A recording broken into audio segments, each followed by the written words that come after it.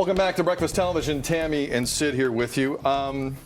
As Tammy's been reporting over the last 48 hours, the Paul Bernardo story being moved from maximum security in Ontario to medium security in Quebec has got everybody talking. And the latest, as Tam has also been reporting, is that the Correctional Service of Canada said its commissioner has ordered another review of the decision to move Paul Bernardo to that prison. This after a media report, not a press release, but a media report Friday told the country that this was actually happening. I know there's some young people watching us today who know that Paul Bernardo's name is in the news and don't quite get it. He is one of the worst pieces of garbage you are ever going to see in your life. Period. Full stop. He is serving a life sentence for kidnapping, torturing, killing, and some of this was videotaped. 15-year-old Kristen French and 14-year-old Leslie Mahaffey in the early 90s around St. Catharines, Ontario. He was also convicted of manslaughter in the 1990 death of his wife's 15-year-old sister, Tammy Homolka. Correctional Service of Canada said in a statement, "We understand that Canadians want to know the reasons of such transfers. Security classifications and transfers are based on risk to public safety, escape risk, and offenders' institutional adjustment, and other case-specific information, such as psychological risk assessments." You know, Tammy, you and I grew up with this story very much in the news. Mm-hmm. We followed it like a lot of people, not just in and around Southern Ontario, but the country. This is... Where do you want to start here? Because there's a lot. I'll start with my feelings, even just watching some of the visuals back there. I was 15 at the time. So I was the same age as Kristen French, Leslie Mahaffey, and even just watching and seeing the pictures and having you recap that, I have a visceral reaction. It is of disgust. When you talk about videos, it's just of the things that their parents have had to go through. And if I feel that way, I think that what do her parents think? Their families think when hearing that this person has now been moved to a medium security prison and they weren't even given a heads up. They had no idea. Again, they learned when we all learned. So there was no consideration given there. I'll start with that because I feel for the families all around, including the Homolka family, who had to deal with the death of their daughter, not knowing how she died, really, until years later. I think about Carla Homolka, who is already out and has been since 2005, living a normal, quote-unquote, normal life. Yeah.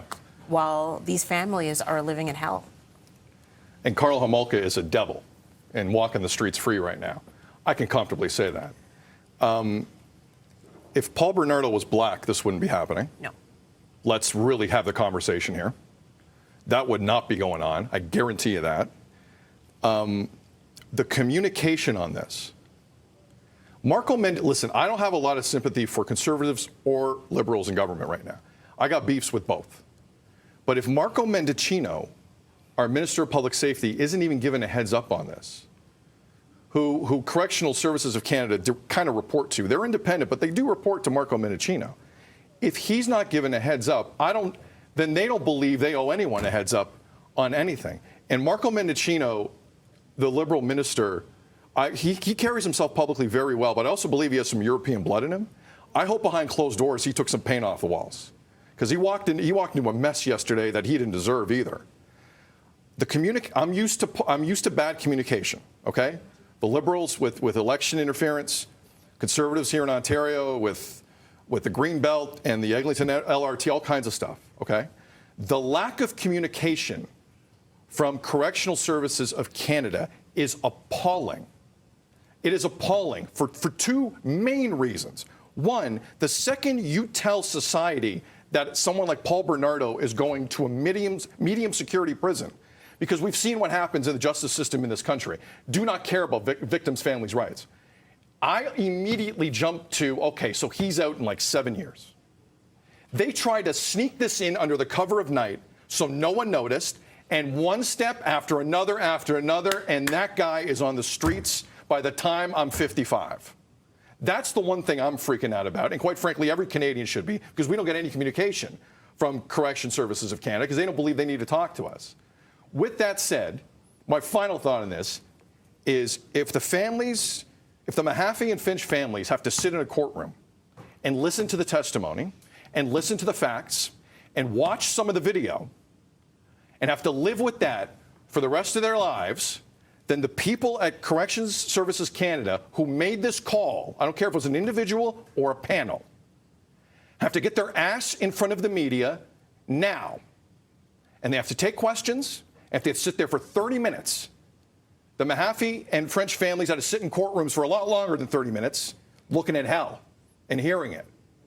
This is an outrage that they think they don't owe anyone anything.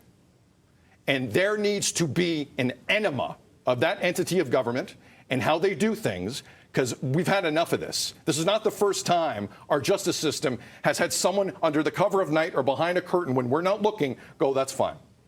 That's fine. At some point in this country, victims' families' rights will be respected.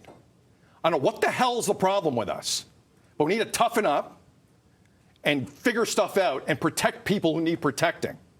All right? I'm not saying eye for an eye because we're not doing that either. But at some level, respect for the families needs to be given. And to both families, we're thinking of you. We're going to take a break. More BT coming up after this.